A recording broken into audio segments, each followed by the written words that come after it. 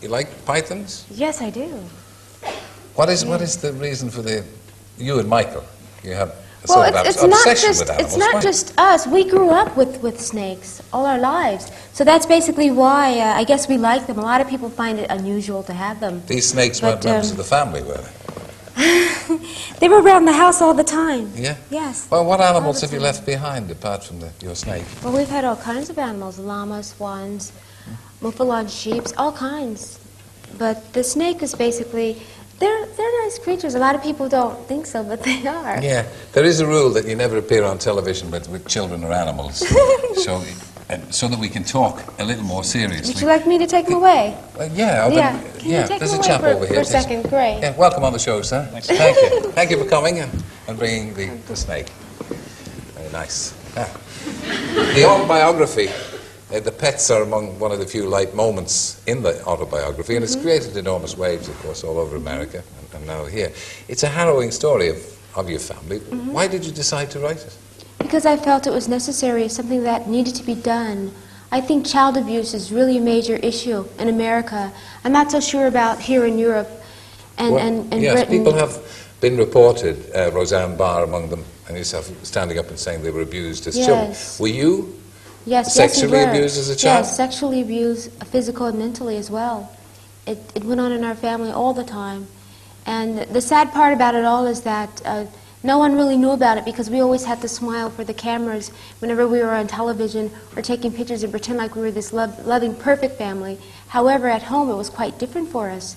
And you can't live your life with this in your system. Eventually you have to get it out of your system. And the time was right for me to do that. It takes a lot of courage and it takes time. And you have to feel that it's right for you. And I just want to say to all the children or people that are out there that have been abused, all the big victims, please, you got to speak up and start telling people. Because if you don't, you won't help yourself. You're not curing yourself at all. Well, it's not an appropriate time of the evening, I'm afraid, to talk about the nature of the sexual abuse. But your father physically attacked you, abused you, frightened you. With everybody in the family. It wasn't just me. He would hold guns to our heads and pull the trigger constantly. He would strike matches to our toes and let them burn while we were asleep, and that would wake us up, and he would laugh when he would do these things.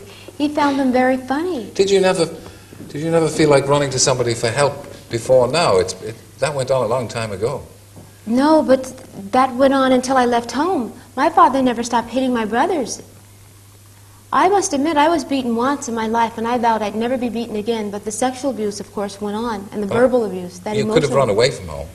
Well, yes, I did try to leave several times, but of course you have your mother there talking and saying you can't leave, people know who you are, and they're going to kidnap you and all these But did your things. mother support your father in this, or did she try to give you any relief, or did she try and stop him? It's really difficult to say. I would like to think that she didn't support him. However, when my sister Rebe was sexually abused, we slept in the same bed. And my mother would say to my father, "Joe, not tonight, leave her alone, let her rest. Not tonight, Joe." And Rebe would say, "Mother, please go get him help. He needs help." And my mother wouldn't. So Rebe left home at a young girl. She left to live with another family. Was that one of the reasons why you posed semi-nude for Playboy? Was that a sort of move to rebel against the family, or what? Yes. It's interesting because I've had quite a few interviews today, and it's ironic how most people, I guess, put the two together. It was to get back at my parents, to let them know that they can't control our lives and rule us and tell us what to do anymore. How come they let you leave home in the first place? But don't you think it's time? Yeah, but if it was that tough, It was very, very tough to leave home. I made several attempts to leave home. My bags were packed and everything, and my father, you have to know this person. He's a very strong and robust man who pushes you back. No, you're not going anywhere, and if you do, I'll find you and bring you right back here. And your mother saying, "Don't go, Toya," and Janet saying, "It's not worth it, stay home, it's not worth it." But you can't go through this all your life. And what's been your father's reaction to the revelations in the book? I've spoken to him through the media, my mother and my father, and naturally they're denying it. However, I must tell you that my mother did write a book, and in her French version of the book, she does mention that my father abused us, and that he had second families and all these other terrible things. But her American edition, she omitted these things from her book. How do you think these revelations are going to affect not the rest of the Jacksons or even Michael, whom, indeed, you don't criticize in the book, you seem to have a great deal of affection for. But how do you think it's going to affect your career? Do you think that this is going to help your career? Or? It's not a matter, Terry, of helping my career. It's to help other people, other victims who have been abused, to make them speak out. Because if I can speak out, coming from a well-known family like this, and people know that this family supposedly was so perfect, and all this went on in my family, we have the world to face when I speak out. They have nothing but their friends to face and their family. But we have to face the world with this issue. So don't be afraid, don't be ashamed.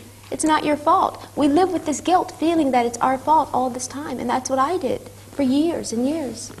Well, I hope it will help. Certainly we all know the amount of child abuse that there is.